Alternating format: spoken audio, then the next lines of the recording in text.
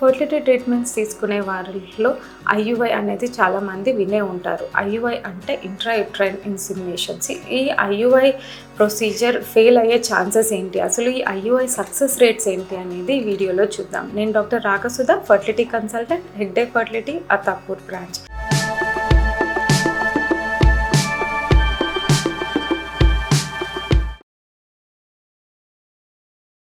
So నార్మల్గా IUI అనేది ఒక ఫర్టిలిటీ ట్రీట్మెంట్. ఇది న్యాచురల్ ట్రీట్మెంట్ కన్నా ఒక స్టెప్ అహెడ్.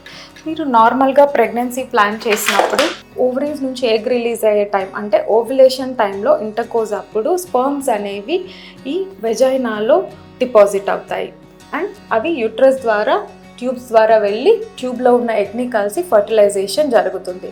సో బట్ ఈ ఐయుఐ ప్రొసీజర్లో మనము ఓవ్యులేషన్ టైంని ట్రాక్ చేసి ఆ ఓవ్యులేషన్ టైంలో స్పర్మ్స్ని కలెక్ట్ చేసి ప్రాసెస్ చేసి అండ్ మొటైల్ స్పర్మ్స్ని మాత్రం కలెక్ట్ చేసి వాటిని through small syringe uterine cavity లోపలికి పెడతాము. సో అలా చేయటం ద్వారా ఏమవుతుంది అంటే స్పర్మ్స్ ట్రావెల్ చేసే డిస్టెన్స్ ఒకటి తక్కువ అవుతుంది అండ్ ఆ ఫర్టిలైజేషన్ టైంకి ఎగ్ చుట్టూ ఉన్న మొటైల్ స్పర్మ్స్ కాన్సన్ట్రేషన్ ఎక్కువ అవటం వల్ల న్యాచురల్ ప్రెగ్నెన్సీ కన్నా ఐయుఐ ద్వారా ప్రెగ్నెన్సీ ప్లాన్ చేస్తే సక్సెస్ అయ్యే ఛాన్సెస్ ఎక్కువగా ఉంటాయి.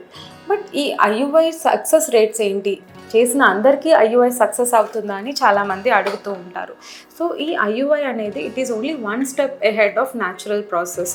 సో ఇందులో మనం స్పర్మ్స్ అనేవి యూట్రస్లో పెట్టిన తర్వాత ఈ స్పర్మ్ వెళ్ళి ఎగ్ని కలిసి అవి రెండింటి డిఎన్ఏ ఫర్టిలైజ్ అయ్యి ఒక ఎంబ్రియో అనేది న్యాచురల్గా ఫామ్ అవ్వాలి అండ్ అలా ఫామ్ అయిన ఎంబ్రియో మళ్ళీ ట్యూబ్ ద్వారా ట్రావెల్ చేసి వచ్చి యూట్రస్లో ఇంప్లాంట్ అవ్వాలి. సో ఈ ఫర్టిలైజేషన్ ఇంప్లాంటేషన్ అన్న ప్రొసీజర్స్ మాత్రం న్యాచురల్గా జరగాలి. ఓన్లీ మనం స్పర్మ్స్ కొంచెం యూట్రస్ లోపల పెడుతున్నాం కాబట్టి స్పర్మ్ ఎగ్ని రీచ్ అయ్యే ఛాన్సెస్ అనేవి పెరగటం వల్ల ప్రెగ్నెన్సీ ఛాన్సెస్ అనేది ఒక 5% పెరుగుతాయి. సో నార్మల్గా మీరు న్యాచురల్గా ప్రెగ్నెన్సీ ట్రై చేసినప్పుడు సక్సెస్ రేట్ అనేది 8 to 10% ఉంటుంది. అదే ఐయుఐ ద్వారా చేస్తే 10 to 15% ఉంటుంది.